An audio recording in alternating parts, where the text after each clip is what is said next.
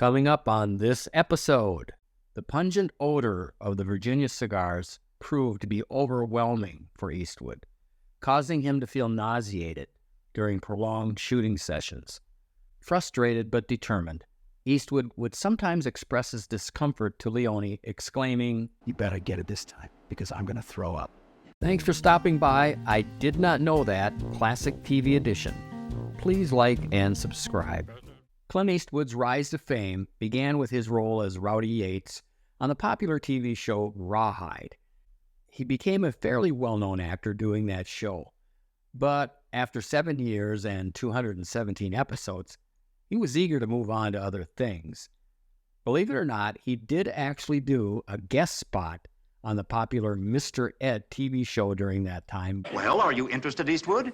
Yes, sir. I'm definitely interested, Mr. Darrow. But if you ever show your ugly puss on the set, I'll quit.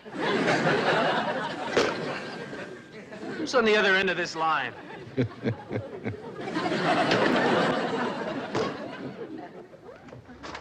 Yeah? You Wilbur Post? That's right. I'd just like a punch in the face.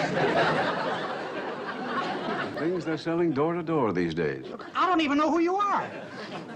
Say, aren't you Clint Eastwood? Yeah, that's right. But he was more interested in landing roles in the film industry. It was his collaboration with Italian director Sergio Leone in the 1960s that catapulted him to international stardom.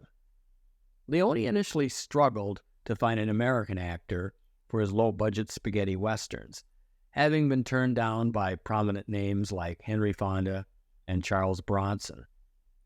Eventually, Leone approached Clint Eastwood, who agreed to star in a film for a modest sum of $15,000.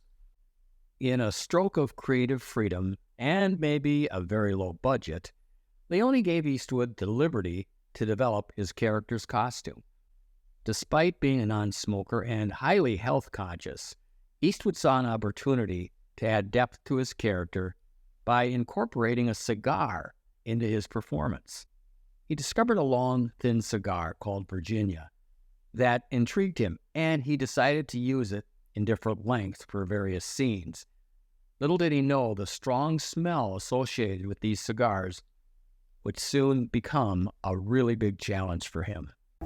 As you can see here, Sergio Leone was notorious for his meticulous attention to detail, often demanding numerous takes to achieve the perfect shot.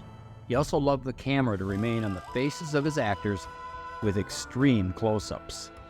This approach, coupled with Eastwood's unfamiliarity with cigars, presented an unexpected problem. The pungent odor of the Virginia cigars proved to be overwhelming for Eastwood, causing him to feel nauseated during prolonged shooting sessions. Frustrated but determined, Eastwood would sometimes express his discomfort to Leone, exclaiming, "You better get it this time, because I'm going to throw up." So now we know why Eastwood was always scowling and squinting in those westerns. This fun little story is a great example of the kind of dedication that someone like Eastwood does for his roles. I think many other actors would have just ditched the cigar and used something a whole lot easier, maybe like a toothpick. It showed he was willing to endure a lot of personal discomfort for 3 films in order to create a memorable character. Attention to detail like that might not seem important, but sometimes it can, and it can make a character iconic. Think of Columbo and his wrinkled raincoat, Kojak and his lollipop, or Indiana Jones and his bullwhip.